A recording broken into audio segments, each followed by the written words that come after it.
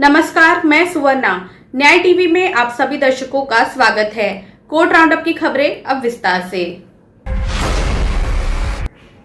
Chief justice N V Ramana ने सोमवार को वकीलों के अपने मोबाइल फोन से वर्चुअल सुनवाई में भाग लेने पर नाखुशी व्यक्त की। मोबाइल से वर्चुअल सुनवाई में शामिल होने से पीठ के लिए सुनवाई के दौरान वकीलों को सुनना या देखना मुश्किल हो गया। सीजेआई एनवी रमन्ना ने टिप्पणी की, ये वकील अपने मोबाइल फोन से पेश होते हैं, सुनवाई के दौरान वे दिखाई नहीं देते हैं।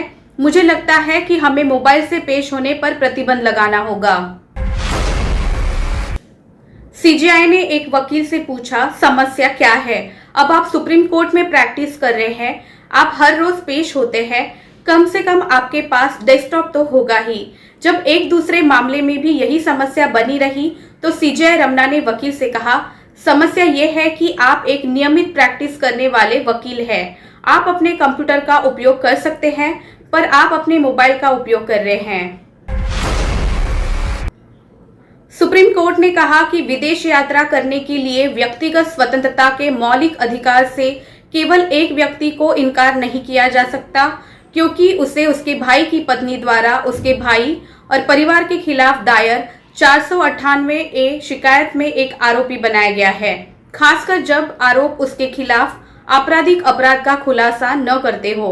इस मामले में शिकायतकर्ता ने उसके पति और ससुराल वालों के खिलाफ भारतीय दंड संहिता 1860 आईपीसी की धारा 323, 34, 406, 420, 498A और धारा 506 के तहत एफआईआर दर्ज करवाई थी। शिकायतकर्ता के देवर, जो टेक्सास संयुक्त राज्य अमेरिका में कार्यरत है, को आरोपी बनाया गया है।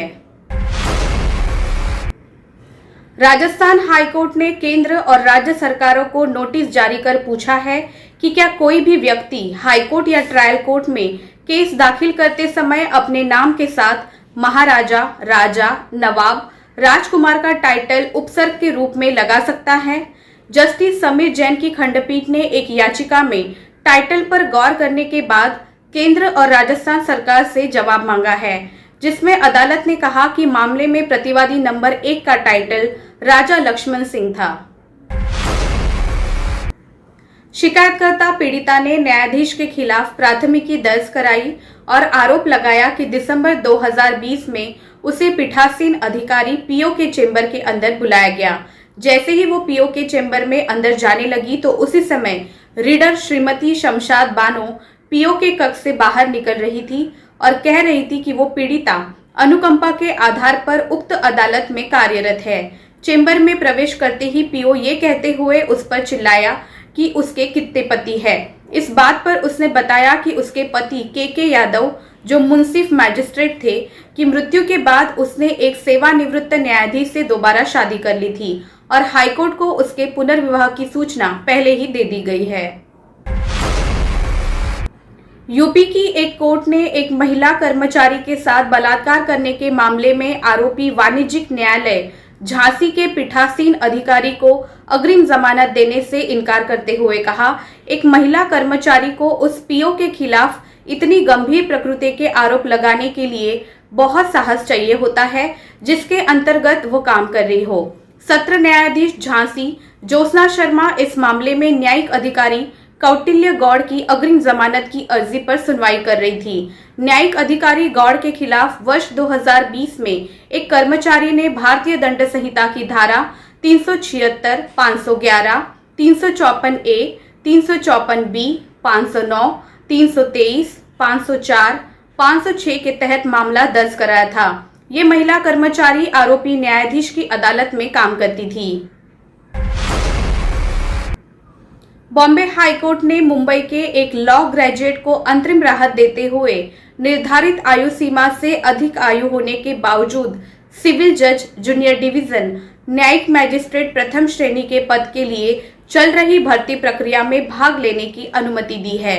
याचिकाकर्ता ने तर्क दिया कि महाराष्ट्र लोक सेवा आयोग MPSC ने पिछले साल कोविड-19 महामारी के कारण आवेदनों के लिए कोई विज्ञापन जारी नहीं किया, इसलिए उसे उम्र वर्जित कर दिया गया था।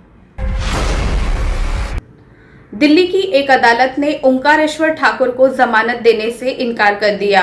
ठाकुर पर गिटहब पर सुली डील्स ऐप बनाने का आरोप है। मेट्रोपॉलिटन मैजिस्ट्रेट वसुंधरा छोंकर ने कहा, जब अन्य अपराधों की तुलना कठोर के अपराध के साथ की जाती है तो तकनीक का दुरुपयोग और समाज के बड़े वर्ग पर कथित कृत्यों के प्रभाव को कम नहीं किया जा सकता। ठाकुर को कथित तौर पर दिल्ली पुलिस ने नीरज बिश्नोई के बाद गिरफ्तार किया था। बिश्नोई पर बुली बाई ऐप बनाने का आरोप है और उससे पुलिस ने पूछताछ की है।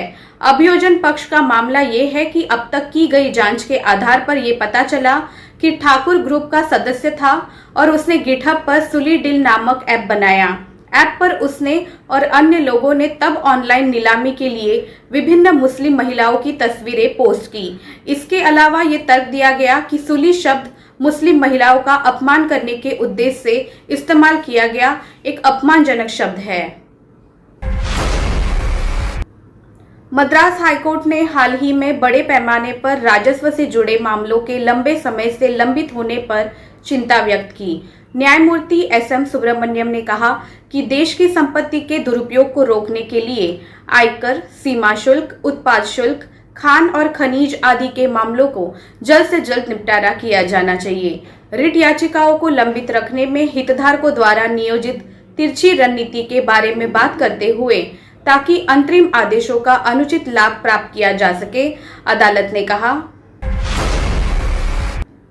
रिट पक्ष पर बढ़ती प्रवृत्ति ये है कि बड़े पैमाने पर राजस्व, विशेष रूप से आयकर, सीमा शुल्क, उत्पाद शुल्क, खान और खनिज आदि से संबंधित ऐसी रिट याचिकाएं अंतरिम आदेश कई वर्षों से लागू है और देश की संपत्तियों को लूटा या दुरुपयोग किया जा रहा है या इसका अनुचित लाभ उठाया जा रहा है।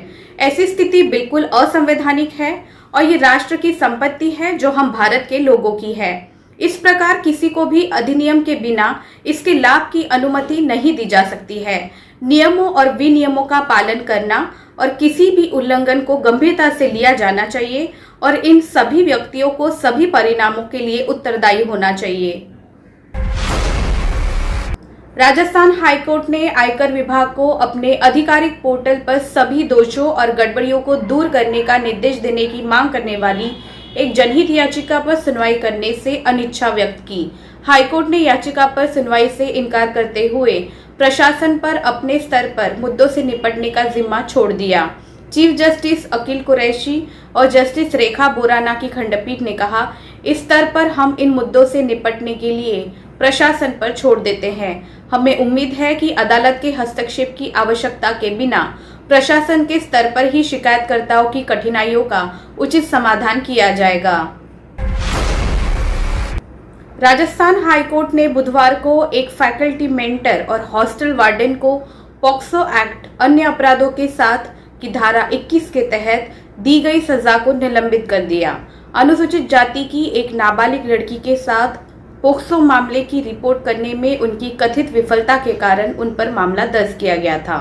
जैसा कि कोर्ट ने नोट किया, ऐसी घटनाएं असामान्य नहीं हैं, जहां सोच समझकर इस तरह के मामलों को पुलिस को रिपोर्ट न करने का वास्तविक तरीके से निर्णय लिया जाता है ताकि लड़की की प्रतिष्ठा को नुकसान न हो।